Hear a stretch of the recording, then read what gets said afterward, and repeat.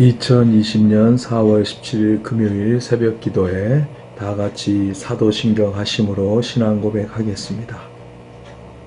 전능하사 천지를 만드신 하나님 아버지를 내가 믿사오며 그의 아들 우리 주 예수 그리스도를 믿사오니 이는 성령으로 잉태하사 동정녀 마리아에게 나시고 본디오 빌라도에게 고난을 받으사 십자가에 못 박혀 죽으시고 장사한 지 사흘 만에 죽은 자 가운데서 다시 살아나시며 하늘에 오르사 전능하신 하나님 우편에 앉아 계시다가 저리로서 산 자와 죽은 자를 심판하러 오시리라. 성령을 믿사오며 거룩한 공예와 성도가 서로 교통하는 것과 죄를 사하여 주시는 것과 몸이 다시 사는 것과 영원히 사는 것을 믿사옵나이다. 아멘. 찬송가 406장 예전 찬송 464장 찬송가 406장 예전 찬송 464장 찬송가 406장 예전 찬송 464장 하나님께 찬양 드리시겠습니다. 고난 내 영혼 편히 쉴 곳과 풍랑 일어도 안전한 보후 폭풍까지도 다스리시는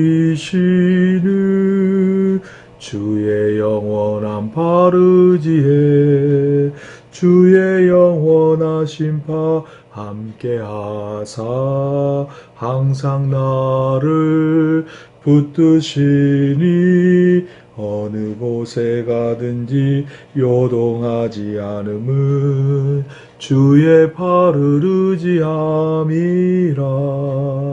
세상 친구들 나를 버려도 예수 늘 함께 동행함으로 주의 은혜가 충만하리니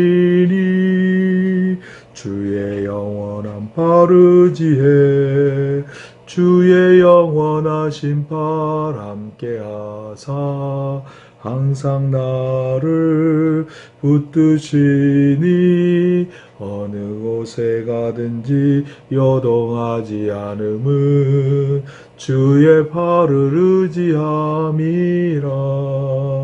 나의 믿음이 연약해도 미리 예비하 힘을 주시며 위태할 때도 안보하시는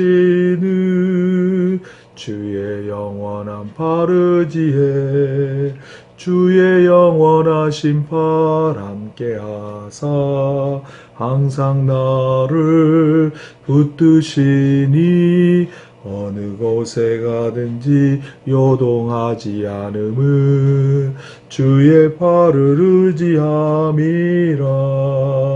능치 못한 것 주께 없으니 나의 일생을 주께 맡기면 나의 모든 짐 대신 지시는 주의 영원한 바르지에 주의 영원하신 발 함께하사 항상 나를 붙드시니 어느 곳에 가든지 요동하지 않음은 주의 발을 의지함이라. 오늘 우리에게 주시는 하나님의 말씀은 구약성경 시편 16편 1절에서 3절 말씀입니다. 오늘 우리에게 주시는 하나님 말씀은 구약성경 시편 16편 1절에서 3절 말씀입니다. 오늘 우리에게 주시는 하나님 말씀은 구약성경 시편 16편 1절에서 3절 말씀입니다. 다 함께 한 목소리로 봉독합니다. 하나님이여 나를 지켜주소서. 내가 주께 피하나이다. 내가 여호와께 아뢰되 주는 나의 주님이시오니 주밖에는 나의 복이 없다 하였나이다. 땅에 있는 성도들은 존귀한 자들이니 나의 모든 즐거움이 그들에게 있도다. 아멘. 하나님의 지키심이라는 제목의 말씀으로 은혜를 나누겠습니다. 영국에서 한 해 동안 열심히 일한 무디는 1892년에 가정과 사역에 복귀한다는 부푼 마음으로 귀국길에 올랐습니다. 많은 작별 인사를 한 곳에서 무디를 실은 배는 사우스앰프턴을 떠났습니다. 출항한 지 사흘쯤 지나 배는 축이 부러지면서 멈춰서고 말았습니다. 배 안에 물이 차기 시작했습니다. 말할 것도 없이 선원들과 승객들은 절망하기 시작했습니다. 배가 가라앉을지 말지 아무도 알 수 없었고 인근에 구조선이 있는지조차 확신할 수가 없었습니다. 불안한 이틀을 보낸 후에 무디는 집회를 열게 해달라고 요청을 했습니다. 놀랍게도 승객 전원이 참석을 했습니다. 그는 넘어지지 않게 기둥을 붙잡고 성경을 펴서 읽었습니다. 시편 91편 1절이었습니다. 지존자의 은밀한 곳에 거하는 자는 전능하신 자의 그늘 아래 거하리로다. 아멘. 나중에 무디는 이렇게 썼습니다. 내 삶의 가장 어두운 시간이었습니다. 기도 중에 평안이 찾아왔습니다. 하나님은 나의 부르짖음을 들으시고 영혼 깊은 곳에서 이런 고백이 나오게 하셨습니다. 주의 뜻이 이루어지이다. 나는 자리에 눕자마자 순식간에 잠이 들었습니다. 하나님은 기도에 응답하시고 배를 구조하셨습니다. 다른 배를 보내 항구로 예인하게 하신 것입니다. 이렇게 썼습니다. 무디에게 이 시편 말씀은 살아있는 새로운 말씀이 되었습니다. 그는 세상에서 가장 안전한 곳은 전능자의 그늘 아래 곧 그분의 날개 아래 있음을 깨달았습니다. 우리 모두 깨달아야 됩니다. 그분의 날개 아래 곧 그리스도인이야말로 삶의 풍랑에서 가장 안전한 곳이다. 그래서 우리가 어려움을 당할 때 그분의 날개 아래 거해야 된다라는 사실입니다. 1절입니다. 하나님이여 나를 지켜주소서 내가 주께 피하나이다. 다윗은 하나님께 자신을 지켜달라고 간구합니다. 다윗은 보호를 위한 간구로서 이 시를 쓰고 있습니다. 이로써 우리는 그가 특별한 위기 중에 있었구나라는 것을 충분히 짐작할 수가 있습니다. 이러한 위기 상황은 9절부터 11절에서 죽음, 음부의 위기로 더욱 자세하게 묘사되어 있습니다. 다윗이 하나님께 피한다라고 고백을 합니다. 이 표현은 하나님에 대한 다윗의 확신을 보여줍니다. 여기서 피하나이다 이는 그가 새롭게 하나님을 의지한 것이 아니라 과거로부터 계속해서 하나님을 의지하고 있다라는 것을 알려줍니다. 무슨 이유일까요? 다윗과 같이 하나님의 마음에 합한 자가, 다윗과 같이 훌륭한 인격을 가진 자가 왜 이런 기도를 했을까? 아마도 다윗이 사울을 피해 다닐 때 쓰여진 시로 보여지는 이 시는 오로지 하나님께로만 피하고 그로부터 위로와 평안을 얻겠다라는 것을 마음에 다짐하는 그런 내용의 시입니다. 그래서 이 시편을 통해서 우리 성도들이 죽음이나 극심한 고통에 차 있을 때 어떻게 힘을 얻고 승리할 수 있는지를 우리에게 알려주고 있습니다. 즉 다윗은 그가 그 어려움을 겪을 때 하나님께 도움을 요청하면서 피했습니다. 하나님께 피한다는 것은 하나님만을 전적으로 의지하면서 하나님 안에서 평안을 얻는다는 것을 의미합니다. 하나님께 피한다 이 말씀은 하나님만을 전적으로 의지하면서 하나님 안에서 평안을 얻는다라는 것을 의미합니다.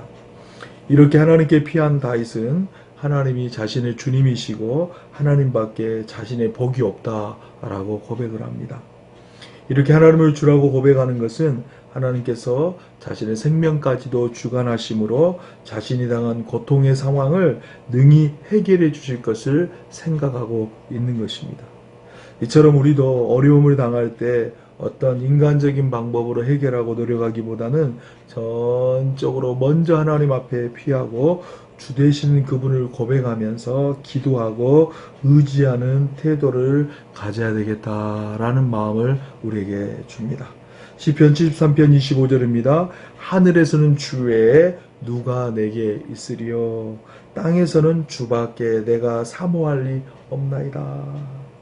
하늘에서도 주님, 땅에서도 오직 땅에서도 우리가 의지하고 사모하고 의지할 분은 바로 예수 그리스도 하나님 한 분밖에 없다라는 것. 그분을 의지하심으로 모든 위태한 지경에서 건진받는 우리 모두가 되시기를 주님의 이름으로 축원합니다. 2절입니다. 내가 여호와께 아뢰되 주는 나의 주님이시오니 주밖에 나의 복이 없다 하였나이다. 하나님께 피하여 하나님의 도우심을 구하며 기도하는 다윗의 모습이 구체적으로 나오고 있습니다. 하나님이 나의 주님이십니다. 다윗이 이런 고백을 하게 된 데는 특별한 배경이 있습니다. 다윗은 그 주의 우상을 섬기는 자들로부터 여호와 외에는 다른 신을 섬기라는 유혹의 말, 혐오스러운 말을 듣고 있었습니다. 이 우상을 섬기는 자는 여호와를 모르는 사람들이 그렇게 한 게 아니었습니다. 분명 여호와를 알면서도 다른 신을 섬기는 혼합주의자들이었어요. 하나님도 믿고 다른 것도 한번 믿어보라는 그런 말이었겠죠. 그런데 다윗은 이러한 유혹을 뿌리쳐버리고 그의 견고한 신앙, 오직 여호와 하나님 한 분만 의지하는 분명한 신앙을 고백하고 있습니다. 주밖에 자신의 복이 없음을 이미 어려서부터 잘 알고 있었습니다. 지금 하나님에 대한 신뢰죠. 하나님에 대한 분명한 신뢰입니다. 다윗은 참된 행복이 오직 여호와께부터 말미암는다고 확신했습니다. 다윗은 그의 인생의 참 행복, 참 기쁨, 참 은혜는 오직 여호와로부터 임한다라고 확신을 했습니다. 이런 확신 가운데 기뻐하고 즐거워하고 있는 다윗은 유혹하는 자들에게 큰 확신을 가지고 대답했습니다. 어떤 면에서 이런 확신의 답은 다윗이 10계명 중 1계명 너는 나 외에 다른 신을 내게 두게 말지라 라는 것을 굳게 지키고 있었음을 보여주고 있는 대목입니다. 우리가 인생길을 가다가 어렵고 위기가 닥칠 때 우리는 인생의 본분의 자리로 돌아와야 됩니다. 하나님은 창조주, 우리는 피조물, 우리의 근원은 예수 그리스도, 우리는 예수 그리스도의 은혜로 구원을 받은 자, 우리는 날마다 주의 은혜로 사는 자라는 것을 분명히 알고 있다면 혹시 실수하여 넘어져 있다가도 혹시 실수하여 주께 멀어져 있다가도 다시 돌아와 회복하는 은혜와 은총이 임하는 줄로 믿습니다. 이런 은혜와 은총이 우리 가운데 그대로 이루어지기를 주님의 이름으로 축원합니다. 3절입니다. 땅에 있는 성도들은 존귀한 자들이니 나의 모든 즐거움이 그들에게 있도다. 땅에 있는 모든 성도들은 존귀한 자들이다. 이 말은 땅에 있는 성도라는 것은 하나님과 언약 관계에 있는 사람을 말합니다. 또 하나님 앞에 언약 관계뿐만이 아니라 하나님 앞에 죽도록 충성하는 신실한 자들을 의미합니다. 그리고 여기서 존귀한 자라는 것은 이 세상의 권세나 영화를 누리는 그런 자를 말하는 것이 아닙니다. 이는 신령한 세계에서, 영적인 세계에서 영광과 존귀를 차지한 자를 의미합니다.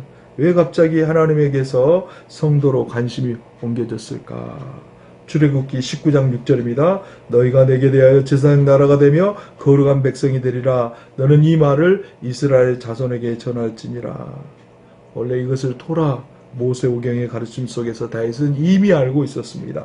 다윗 역시 이들 안에 모든 즐거움이 믿는 성도, 존귀한 자 안에 있음을 알고 있었습니다. 세상 헛된 것이 아니라 주 안에 있는 것을 알고 있었습니다. 우리도 세상에 살면서 세상 사람들과 함께 살다 보면 그들이 모두이고 하나님이 보이지 않고 그들 안에 파묻히고 그들 안에서 상처도 받고 실패하고 좌절할 때가 많이 있습니다. 그때마다 우리는 아주 신속하게 우리의 정체성, 우리와 함께할 동역자, 그들과 함께할 우리가 추구할 방향성에 대해서 회복을 해야 됩니다.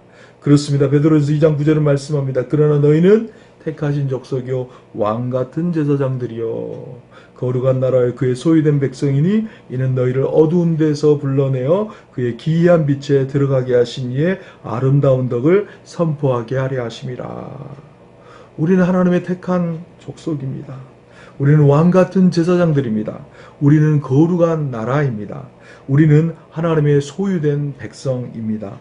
이렇게 하나님이 우리에게 이런 은혜를 베푸신 이유는 우리를 죄와 세상 가운데서 어두운 데서 불러서 주의 기이한 빛, 생명의 빛, 은혜의 빛에 들어가게 하신 이의 아름다운 덕, 그리스도의 참 사랑을 자세히 알려주려 하심이다라는 거죠.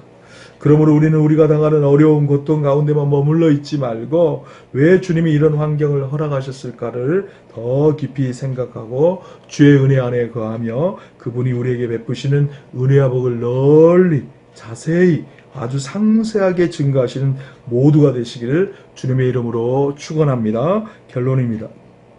1절입니다. 하나님이여 나를 지켜주소서 내가 주께 피하나이다.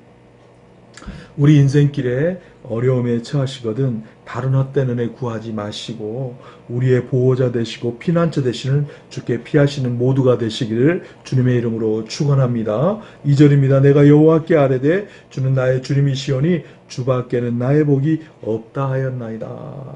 우리 하나님은 살아계신 하나님이시고 만복의 근원 되심을 믿고 더욱더 더 어려워질수록 하나님 앞에 더욱더 주 안에 머무시는 모두가 되시기를 그리고 그 안에 주님을 묵상하심으로 주께서 베푸신 은혜와 복을 풍성하게 누리는 우리 모두가 되시기를 주님의 이름으로 축원합니다. 3절 우리 함께 같이 공독합니다. 땅에 있는 성도들은 존귀한 자들이니 나의 모든 즐거움이 그들에게 있도다. 하나님은 우리를 택하시고 왕같은 제사장들로 삼으시고 거룩한 나라 주의 백성이 되게 하셨습니다. 그래서 이 어려움을 통과하게 하시면서 이 모든 일을 행하시고 통과하게 하신 하나님의 놀라운 은혜를 자세히 증거하게 하시기를 원하신다는 거예요. 하나님 우리를 택하시고 왕같은 제사장들로 삼아주시고 거룩한 나라로 삼아주시고 주의 백성 삼아주셔서 이 고난이라는 어려움이라는 역경이라는 실로 감당하기 어려운 이 모든 고난을 통과하면서 이 가운데 이 모든 일을 행하시고 통과하게 하신 분이 바로 하나님이시다. 이 하나님의 놀라운 은혜를 자세히 우리들을 통해 증거하기를 원하신다는 거죠. 다른 헛된 은혜 안에 믿음의 지체들 안에 이런 은혜를 헛된 은혜를 구하지 않고 믿음의 지체들 안에서 이런 은혜를 베푸시기를 원하신다라는 거죠. 이런 은혜와 복이 우리 모두에게 임하시기를 주님의 이름으로 축원합니다. 이 시간 우리 한번 합심해 기도하도록 하겠습니다. 우리가 어떤 환난 가운데 오직 주께 피하여 주의 도우심을 받고 주의 은혜를 누림으로 이 놀라운 사랑을 아주 상세하게 증거하는 우리 모두가 되게 해달라고 이 땅의 코로나19의 어려움 속에서도 주님이 어떻게 일하셨고 어떻게 해결하시고 어떻게 풀어가셨나 하는 것들을 자세히 증거하는 주의 은혜를 깨닫게 해달라고 지금 우리 한번 합심해서 기도하도록 하겠습니다. 할렐루야. 좋으신 하나님 아버지 은혜와 사랑을 진심으로 감사드립니다. 우리는 왜 우리만 당하는 고난이냐고 왜 우리만 당하는 역경이냐고 아버지 우리는 주저앉고 아버지 나뒹굴 때가 너무나도 많이 있었고 포기하고 낙심하고 원망할 때도 너무나도 많이 있었습니다. 그때마다 우리 주님은 우리가 누구인지를 분명하게 알게 하시고 그때마다 우리 주님은 우리를 능력의 발로 붙잡아 주시고 그때마다 우리 주님은 우리를 사랑으로 안아주셔서 우리가 바로 거룩한 나라요 택한 백성이요 하나님의 자녀인 것을 깨닫게 해주시고 그 은혜로 말미암아 이렇게 날마다 서게 하시고 그 은혜로 말미암아 이 어려움들을 통과하게 하시며 그 은혜로 말미암아 하나님께 영광 돌릴 수 있도록 은혜와 복을 주신 것 감사드립니다. 우리가 사는 인생이 정말 어려운 곳입니다. 힘든 곳입니다. 죄로 가득한 곳입니다. 예수 믿고 구원받았지만 우리의 힘으로 감당해내기에는 너무나도 어려운 일들이 매일매일 순간순간마다 일어납니다. 하나님 우리를 불쌍히 여겨주시고 주의 능력의 팔로 은혜의 팔로 권능의 팔로 우리가 바로 하나님의 자녀이고 하나님의 택한 백성이고 하나님의 사명자에 된 것들을 깨닫고 다시 한번 일어서며 주의 은혜로 이 모든 걸 통과하게 하시고 모든 걸 승리하게 하신 것들을 간증하며 고백하며 나아갈 수 있도록 은혜와 복을 다하여 주옵소서. 코로나19로 고통받는 많은 심령들 아버지 믿음의 식구들의 더욱 담대한 믿음을 허락하여 주시고 믿지 않는 자들에게는 창조자 하나님을 기억하며 주님 앞에 나아갈 수 있도록 은혜와 복을 되셔서 하나님이 이 모든 것 주관하시고 하나님 모든 것 해결하시고 정부의 지도자를 통하여서 의료진들을 통하여서 하나님이 친히 해결해 가신 것들을 간증하며 고백하며 나아갈 수 있는 은혜의 자리 될 수 있도록 도와주옵소서. 하나님이 다 하셨습니다. 고백하며 간증하며 나아갈 수 있도록 은혜 더하여 주옵소서. 하나님 아버지, 우리가 예수 믿고 구원받아 살지만 고난받은 이 세상에서 우리가 생각하지 못한 정말 큰 어려움에 처할 때가 많습니다. 그때마다 낙심하기도 하고 좌절하기도 하고 실망하기도 하고 주님을 원망하기도 하였습니다. 그럼에도 불구하고 은혜 베푸셔서 오늘 귀한 은혜의 말씀을 통하여 다시 한번 주님의 사랑을 알려주시니 진심으로 감사드립니다. 어떤 환경 중에도 더 어려워지더라도 오직 주 안에 주의 날개 아래 거하게 하여 주옵소서. 주의 도우심을 구하게 하여 주옵소서. 주께서 우리를 통해 영광 받으시기를 원하는 것을 주를 믿는 믿음으로 잘 이기고 견디게 하여 주옵소서. 이 모든 가정 또한 주의 은혜 안에 있는 줄로 믿습니다. 주께서 이 모든 어려움도 다 지나가게 하실 줄로 믿습니다. 주여 은혜를 베풀어 주옵소서. 우리 사랑하는 성도들에게도 이런 은혜를 베풀어 주시고 지금 코로나19로 고통받는 모든 자들에게도 이런 은혜가 임하게 하여 주옵소서. 오직 하나님께만 영광과 존귀와 찬양과 모든 것을 돌려드리게 하여 주옵소서. 우리를 사랑하시며 축복하시고 가장 안전한 길로 인도하시는 우리 주 예수 그리스도의 이름으로 감사하며 기도드리옵나이다. 아멘. 하늘에 계신 우리 아버지여, 이름이 거룩히 여김을 받으시오며 나라의 임하시며 뜻이 하늘에서 이룬 것 같이 땅에서도 이루어지이다. 오늘날 우리에게 일용할 양식을 주옵시고 우리가 우리에게 죄진 자를 사하여 준 것 같이 우리 죄를 사하여 주옵시고 우리를 시험에 들게 하지 마옵시고 다만 악에서 구하옵소서. 대개 나라와 권세와 영광이 아버지께 영원히 있사옵나이다. 아멘.